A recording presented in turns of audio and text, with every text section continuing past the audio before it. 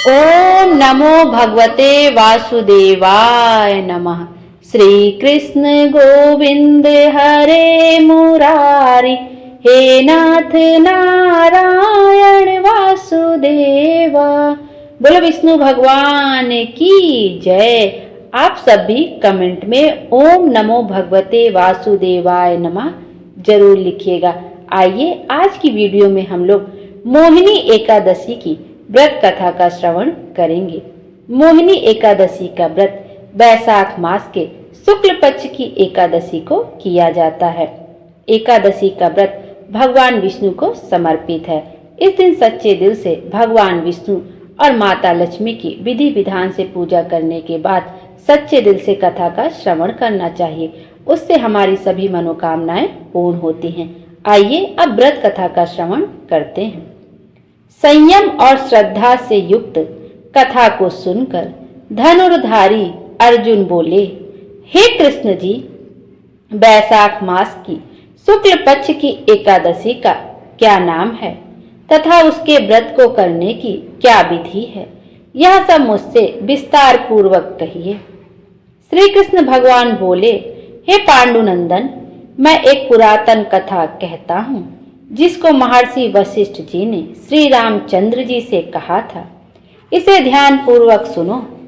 एक समय की बात है, श्री रामचंद्र जी महर्षि वशिष्ठ से बोले, हे गुरुदेव, मैंने जनक नंदिनी श्री सीता जी के वियोग में बहुत दुख भोगे हैं, अतः मेरे दुखों का नाश किस प्रकार होगा? आप मुझे कोई ऐसा व्रत बताएं जिससे समस्त पाप और दुख नष्ट हो जाएं। महर्षि वशिष्ठ जी बोले, हे श्री राम, आपने बहुत सुंदर प्रश्न किया है। आपकी बुद्धि अत्यंत शुद्ध और पवित्र है। आपके नाम के स्मरण मात्र से ही मनुष्य पवित्र हो जाता है। आपने लोकहित में यह बड़ा ही सुंदर प्रश्न किया है। मैं आपको एक एकादशी व्रत का महत्व सुनाता हूँ। वैशाख मास के शुक्ल पक्ष की एकादशी का नाम मोहिनी एकादशी है। इस एकादशी का व्रत करने से मनुष्य के समस्त पाप तथा दुख नष्ट हो जाते हैं।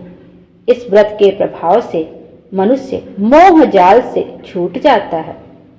अतः हे राम, दुखी मनुष्य को इस एकादशी का व्रत अवश्य ही करना चाहिए। इस व्रत के करने से मनुष्य के समस्त पाप नष्ट हो जाते हैं। अब आप इसकी कथा को ध्यान पूर्वक सुनिए। सरस्वती नदी के किनारे भद्रावती नाम की एक नगरी बसी हुई है। उसी नगरी में एक धुतिमान नामक राजा राज्य करता था। उसी नगरी में एक वैश्य रहता था जो धन धान्य से पूर्ण था। उसका नाम धनपाल था। वह अत्यंत धर्मात्मा तथा विष्णु भक्त था। उसने नगर में अनेक भोजनालय, प्याऊ, कुआं, तालाब, धर्मशाला आदि बनवाए। सड़कों के किनारे आम, जामुन, नीम आदि के वृक्ष लगवाए, जिससे पथिकों को सुख मिले। उस वैश्य के 5 पुत्र थे, जिनमें से सबसे बड़ा पुत्र अत्यंत पापी व दुष्ट था। वह वेश्याओं और दुष्टों की संगति में रहता था। इससे जो समय बचता उसे वह जुआ खेलने में व्यतीत करता था। वह बड़ा ही नीच था और देवता, पितृ आदि किसी को भी नहीं मानता था। अपने पिता का अधिकांश धन वह बुरे व्यसनों में ही व्यय किया करता था। मद्यपान तथा मांस का भक्षण करना उसका नित्य का कर्म था। जब वह काफी समझाने बुझाने पर भी वह सीधे रास्ते पर नहीं आया तो दुखी होकर उसके पिता, भाइयों तथा कुटुंबियों ने उसे घर से निकाल दिया और उसकी निंदा करने लगे। घर से निकलने के बाद वह अपने आभूषणों तथा वस्त्रों को बेच बेच कर अपना गुजारा करने लगा। धन नष्ट हो जाने पर वेश्याओं तथा उसके दुष्ट साथियों ने भी उसका साथ छोड़ दिया। जब वह भूख प्यास से दुखी हो गया तो उसने चोरी करने का विचार किया और रातों में चोरी कर करके अपना पेट पालने लगा। एक दिन वह पकड़ा गया, परंतु सिपाहियों ने वैश्य का पुत्र जानकर छोड़ दिया। वहीं दूसरी बार फिर पकड़ा गया, तब सिपाहियों ने भी उसका कोई लिहाज नहीं किया और राजा के सामने प्रस्तुत करके उन्हें सारी बात बताई। तब राजा ने उसे कारागार में डलवा दिया। कारागार में राजा के आदेश से बहुत दुख दिए गए और अंत में उसे नगर छोड़ने को कहा गया। वह दुखी होकर नगरी को छोड़ गया और जंगल में पशु पक्षियों को मारकर पेट भरने लगा। फिर बहेलिया बन गया और धनुष बाण से पशु पक्षियों को मार मार कर खाने और बेचने लगा। एक दिन वह भूख और प्यास से व्याकुल होकर भोजन की खोज में निकल पड़ा और कौटिन्य ऋषि के आश्रम पर जा पहुंचा। उस समय बैसाख का महीना था।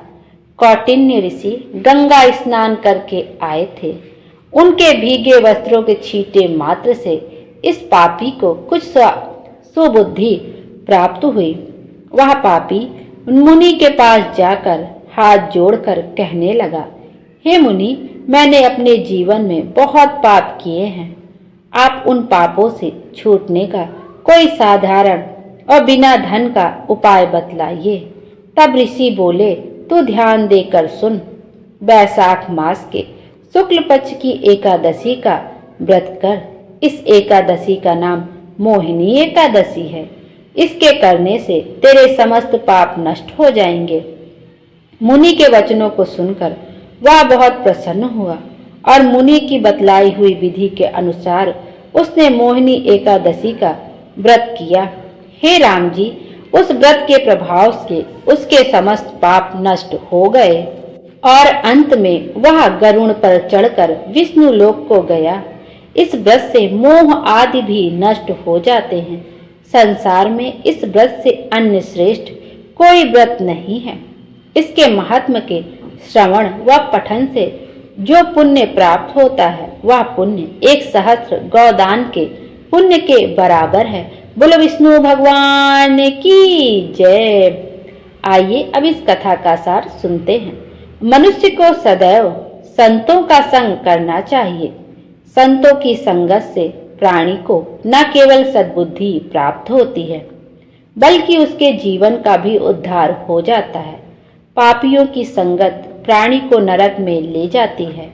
ऐसे दुष्ट व पापी संकट पड़ने पर साथ छोड़ देते हैं और तब व्यक्ति स्वयं को नितांत अकेला पाता है। तब भी कौटिन्य ऋषि जैसे सज्जन ही उन्हें सद्मार्ग बताते हैं। बोलो विष्णु भगवान की जय। यह कथा यहीं पर समाप्त होती है। जो भी मोहिनी एकादशी का व्रत कथा कहे वह सुने, उसके सभी मनोकामना पूर्ण हो और उसके जीवन में खुशियां ही खुशियां हो। Thank you.